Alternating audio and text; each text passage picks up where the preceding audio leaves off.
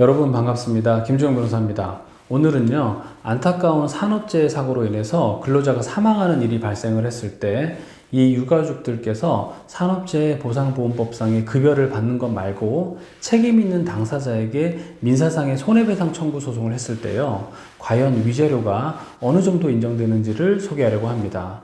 제가 이런 얘기를 종종 듣습니다. 변호사님, 소송을 할 때, 민사소송을 했을 때 위자료가 인정되는 것이 어느 법원에 제기하느냐에 따라서 크게 달라진다라고 들었습니다. 정말입니까? 이렇게 물어보는 경우가 있습니다. 정말로 이게 지역과 법원에 따라서 달라지는 것인지를 우리가 확인하기 위해서는 각종 사례들을 먼저 리서치해 보는 것이 필요하겠죠. 그래서 제가 오늘은요, 위자료 인정 금액이 적은 것부터 많은 순으로 어느 법원이었는지를 밝히면서 소개를 해드리도록 하겠습니다.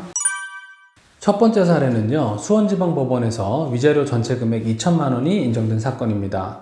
이 사건에서 망인은 도로 주행 훈련을 하던 사이클 선수였습니다. 그런데 훈련 중에 교통사고로 사망을 하게 되고 그 부모님들께서 원고가 되어서 손해배상 청구를 했는데요. 이때 법원에서 망인의 위자료로 1,000만 원, 그리고 부모님들 각 500만 원 인정이 되어서 전체 위자료 2천만 원이 인정된 사건입니다. 자, 그렇다면 이런 사건을 바라봤을 때 수원지방법원이기 때문에 2천만 원만 인정되었다라고 보는 것이 합리적이냐? 그렇지가 않습니다. 뭐라고 얘기를 할 수 있냐면 판결문에 그 내용이 일부 나오게 됩니다.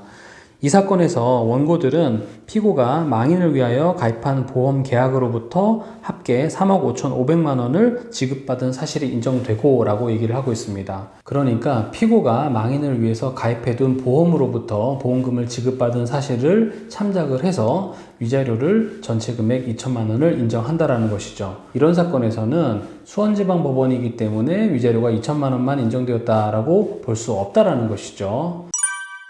자, 두 번째 사례부터는 어느 법원인지와 그리고 인정된 위자료 금액이 얼마인지를 간단하게 언급하고 넘어가도록 하겠습니다.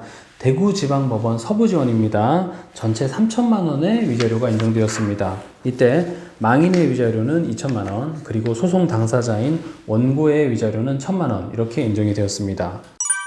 대전지방법원에서는 3,500만 원이 인정이 되었습니다. 이때 망인의 위자료를 3천만 원으로 받고요. 그 다음에 원고들, 즉 부친과 모친입니다. 각 250만 원씩 해서 전체 3,500만 원이 인정이 되었습니다.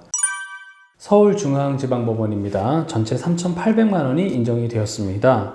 돌아가신 망인 몫으로 위자료 3천만 원, 그리고 배우자인 원고에게 500만 원, 그리고 자녀들인 원고들에게 각 100만 원씩 해서 전체 3,800만 원이 인정이 되었습니다. 대구지방법원입니다. 전체 4천만 원이 인정이 되었습니다.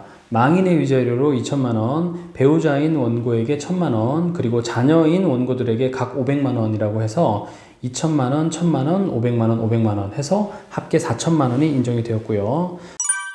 인천지방법원에서 전체 위자료 금액 6천만 원이 인정된 사건입니다. 이때 피고의 잘못을 이렇게 보았습니다. 피고는 근로자의 산업재해를 예방하기 위한 필요한 안전조치를 충분히 취하지 않은 과실이 있으므로 피고는 이 사건 사고로 망인과 원고들이 입은 손해를 배상할 책임이 있다 이렇게 보았고요. 이때 위자료만 말씀을 드리면 망인이 5천만 원, 그리고 원고들인 자녀 2명 있었는데 각 500만 원씩 해서 전체 6천만 원이 인정이 되었습니다. 부산고등법원에서 7천만 원이 인정된 사건입니다. 이 사건 같은 경우에는 망인이 어선원이었습니다. 그렇기 때문에 산업재해보상보험법이 아니라 어선원 및 어선재해보상보험법에 따라서 급여를 받으신 것이고, 그런 급여에도 불구하고 회복되지 않은 손해를 손해배상금으로 청구를 하신 거죠. 그리고 나서 위자료가 인정되었는데요. 망인 몫으로 5천만 원, 그리고 원고 배우자에게 1,300만 원, 그리고 자녀에게 700만 원이 각 인정이 되었습니다. 그렇게 해서 합계 금액 7천만 원이 인정된 사건입니다. 광주지방법원에서는 위자료만 9천만 원이 인정된 사례가 있네요. 망인의 위자료로 5천만 원, 그리고 배우자의 위자료로 2천만 원, 그리고 자녀들 2명에게 각 1,000만 원씩 해서 전체 9천만 원의 위자료가 인정이 되었습니다. 자, 그리고 인천지방법원에서는 전체 9,400만 원이 인정되기도 했고요. 그리고 마지막으로 전주지방법원 정읍지원에서는 1억 원이 인정되기도 했습니다. 자, 그렇다면 이 영상을 보시는 분들께서 정말이지 법원에 따라서 달라지는 거 아닌가요? 라고 얘기를 하실 수가 있는데요. 제가 왜 이런 금액이 산정되는지를 말씀을 드려보겠습니다. 판결문에 거기에 대한 답이 나옵니다. 뭐라고 얘기를 하느냐?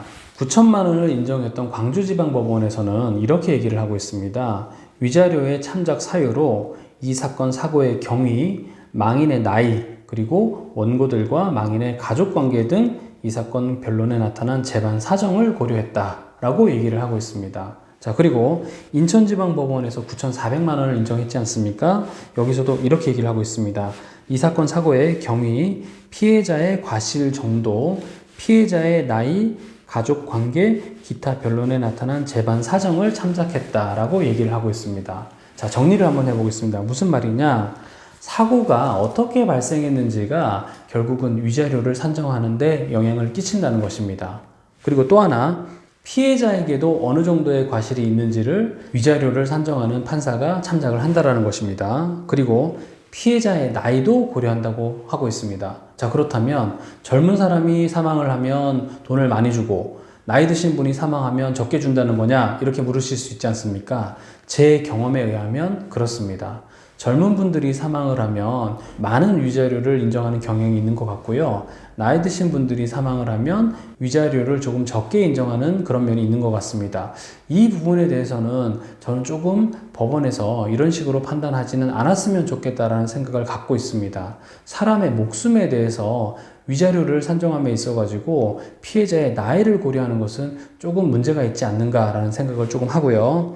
가족 관계 그리고 기타 변론에 나타난 재반 사정을 참작한다고 하고 있습니다. 뭐냐면요, 돌아가신 분이 나이가 젊으신 분이고 부양해야 할 가족이 있고 아주 어린 자녀들이 아버지를 잃었다라고 한다면 위자료 부분을 좀 많이 책정해 주는 경향이 있고요. 만약에 돌아가신 분께서 이미 자녀들은 장성하게 다 키우시고 그리고 연세가 있으신 상태에서 돌아가셨다라고 한다면 위자료를 조금 적게 인정하더라라는 것입니다. 제가 지금 드리는 말씀은 판결문을 기반으로 해서 저의 실무적인 경험을 토대로 말씀을 드리는 것이기 때문에 정답이라고 말씀을 드릴 수는 없습니다. 다만 제 경험상으로는 좀 그런 경향이 있더라라고 말씀을 드리는 것입니다. 자, 그러니까 오늘 영상의 결론은 뭐냐면 위자료가 인정될 때 어느 지역에 있는 어느 법원이냐가 중요한 것이 아니고 사건의 경위라든가 피해자에게도 과실이 어느 정도 있느냐, 그리고 가족관계는 어떠느냐, 나이는 어떠냐, 뭐 이런 것들을 종합적으로 고려해서 판단한다라는 것입니다. 그러니까 여러분들이 소송을 제기하실 때 너무 무리하게 특정한 법원에 소장을 넣기 위해서 노력하지 않으셔도 괜찮다라는 것을 말씀드리고자 합니다. 혹시라도 이 영상을 보시는 분들 중에서 안타깝게도 산재사고를 당해서 사망하신 분의 유족이 계시다면, 그리고 변호사의 상담이 필요하다면 언제든지 주저하지 마시고 상담 문의를 남겨주시기를 바라겠습니다. 저는 김주형 변호사였습니다. 감사합니다.